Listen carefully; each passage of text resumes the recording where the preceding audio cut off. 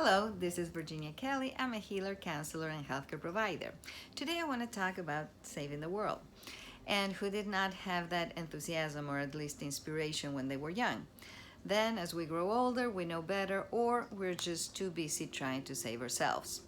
So there's a common saying that says that if you want to change the world, change thyself. And it sounds like a cliche, and it is, and that's because it's a known truth. This is truth at different levels. From a metaphysical, energetic point of view, we have quantum physics talking about the power of intention and how it affects matter and phenomena. From a psychological point of view, we have a construct of the world that is the result of nature and nurture, which will determine our emotions, thoughts, action, feelings, decision-making processes, choices, which will in turn determine our path and our lives, and we would influence others in as much as others will influence us. So here you see how this is a very powerful network, what Jung denominated the collective unconscious, and this can be a threat to the powers that be and why they want to keep this under control.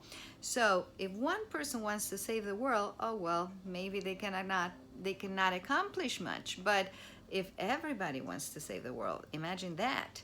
So the problem is our differences. We have different ideas of how to accomplish this, and the powers that be are going to use that against us. They're going to prey on those differences and amplify them and blow them out of proportion.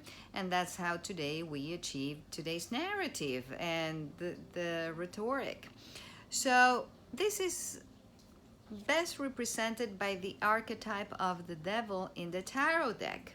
So here I have a card, never mind my notes, and we have the devil represented by this big figure, which is bigger and higher, representing power. The population at the bottom, which is a mix of human and animals because it represents basic nature, survival nature. And we have one male, one female, representing duality and division. One on the right, one on the left, how appropriate. And they're both chained to the altar through a leash. Yet they're not resisting the situation because they're not aware, and that's the trick. And this is what the devil represents: tricks, lies, manipulation, indoctrination, conditioning. And this is what we see today in reality. So basically, while we are all divided and angry and confused and fighting with each other, we forget about our inspiration and our enthusiasm. And inspiration means to be in spirit. Enthusiasm comes from in theos, in God. So this is the divine spark within us that we get to miss because we are so distracted. So today more than ever, if you do want to make an impact on the world, start with yourself. And every time you're confronted with opposition, don't expect the unity to come from the other side.